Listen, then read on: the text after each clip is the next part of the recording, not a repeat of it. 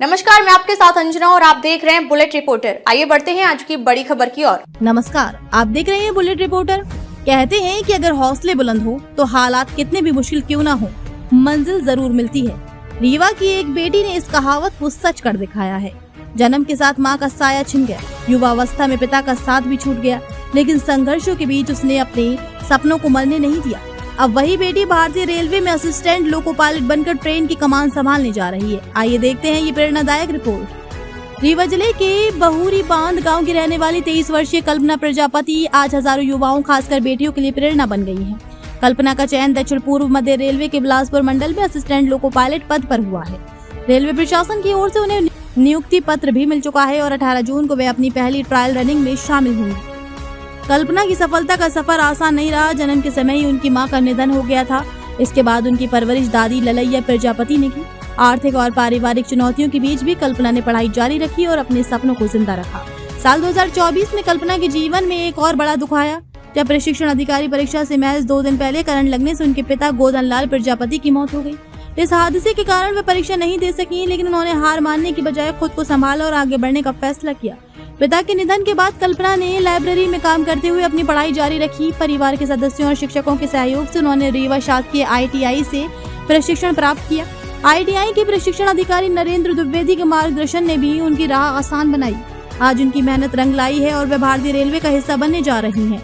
कल्पना का कहना है कि इस उपलब्धि की खुशी तो है, लेकिन अगर उनके पिता आज उनके साथ होते तो ये खुशी और भी बड़ी होती। वही परिवार और गाँव के लोग उनकी सफलता पर गर्व महसूस कर रहे हैं। मेरा बिलासपुर डिवीजन में असिस्टेंट लोको पायलट के पद पर हुआ है, जहां मेरी ज्वाइनिंग 18/6/2026 को है।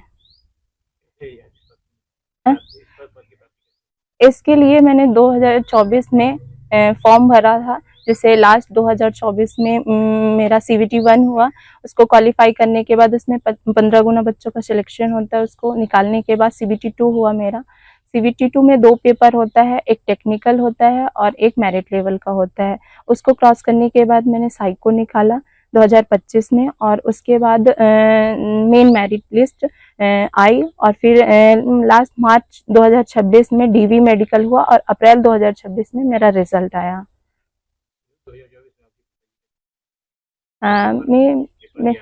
हाँ, 2024 में 2 अक्टूबर 2024 को मेरे पिताजी करंट लगने से मृत्यु हो गई। तो उससे पहले मैं पहले भी फॉर्म अप्लाई करती थी, तो मैंने TO का फॉर्म अप्लाई किया हुआ था। तो मेरा 4 अक्टूबर को TO का पेपर था, लेकिन 2 तारीख को 2 दिन पहले ही मेरे पिताजी की डेथ हो गई, जिसके कारण से मैं चयनित हो ही नहीं पाई।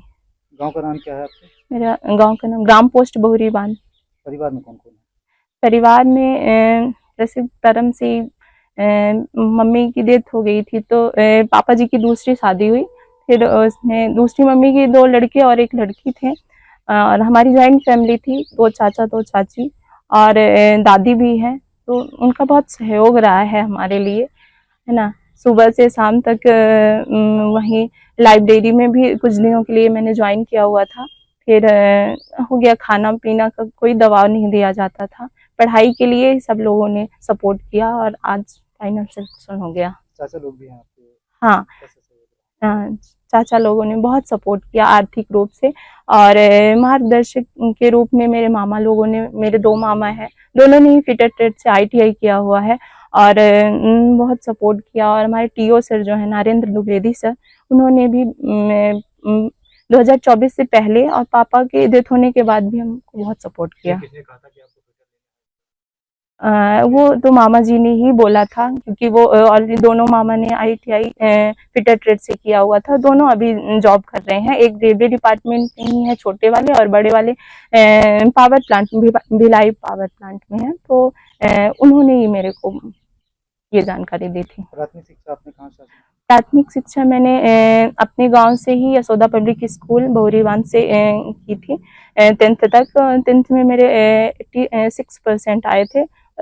उसके बाद मैं Uma Datta higher secondary school Dhekaha से अपना 11th 12th मैथ सब्जेक्ट से कंप्लीट किया था।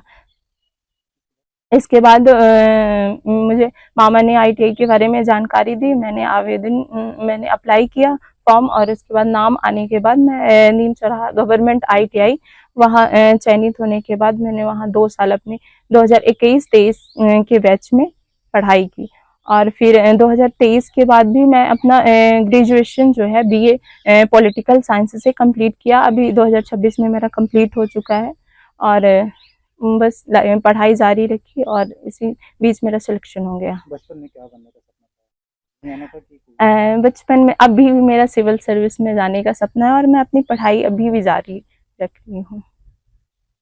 बड़ी उपलब्धि हासिल हुई है, कैसा महसूस? सर बहुत अच्छा लग रहा है, बट अगर पापा होते तो और भी अच्छा लगता और भी गर्व महसूस होता, लेकिन आज वो कहीं से भी देख रहे होंगे तो बहुत गर्वान्वित हो रहे होंगे। श्रेय किसको देना चाहेंगे? इसका श्रेय सबसे पहले तो पापा मम्मी को ही जाएगा, उसके बाद फैमिली आती है जो इतना सपोर्ट की हर प्रकार से, चाहे वो आर्थिक रूप से हो या मानसिक रूप से हो, क्योंकि मम्मी का तो ठीक था लेकिन पापा के डेथ के बाद मैं बहुत टूट चुकी थी, कुछ समझ में नहीं आता था।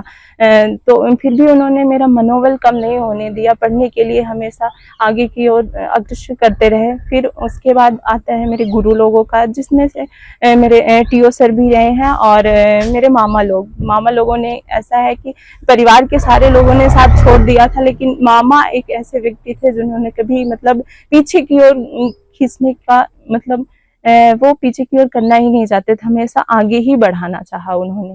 तो गुरु के रूप में वो था और बस माता पिता और गुरु के अलावा कोई ज्यादा भला चाहता भी नहीं है। ट्रेन की कमान कब आपको मिलेगी?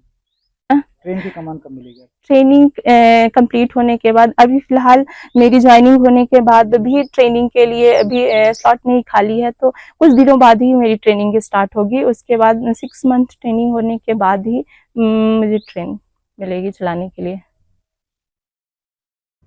संघर्ष से भरे जीवन को सफलता की कहानी में बदलने वाली कल्पना प्रजापति आज उन सभी युवाओं के लिए मिसाल हैं जो कठिन परिस्थितियों के बावजूद अपने सपनों को पूरा करने का हौसला रखते हैं। कैमरामैन के साथ bureau report, bullet reporter Rewa. अब तक के लिए बस इतना ही, फिर मिलते हैं कुछ ऐसी ही बड़ी खबर के साथ। तब तक के लिए नमस्कार और देखते रहिए बुलेट रिपोर्टर। अगर आपको वीडियो पसंद आई हो तो लाइक करें व शेयर करें। ऐसे लेटेस्ट अपडेट पाने के लिए बेल आइकन प्रेस करना ना भूलें। अगर आप हमें फेसबुक या फिर इंस्टा के माध्यम से देख रहे हैं तो हमारे पेज को फॉलो जरूर करें। धन्यवाद। नए वीडियोस एवं ताज़ी खबरें मिलती रहें, इसके लिए हमारे चैनल को लाइक, शेयर और सब्सक्राइब करना ना भूलें।